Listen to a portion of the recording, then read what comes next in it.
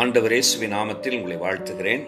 2 பேதுரு 3ஆம் அதிகாரம் 18ஆம் வசனம். நம்முடைய கர்த்தரும் இரட்சகருமாகிய இயேசு கிறிஸ்துவின் கிருபையிலும் அவரை அறிகிற அறிவிலும் வளருங்கள். அவரில் வளருங்கள்.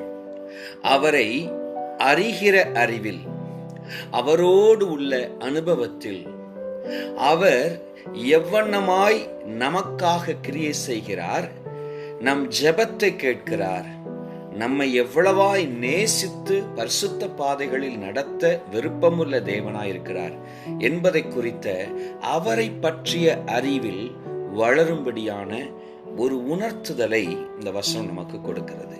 ஆம், தேவ கிருபையில் அன்றாடம் வளர வேண்டும்.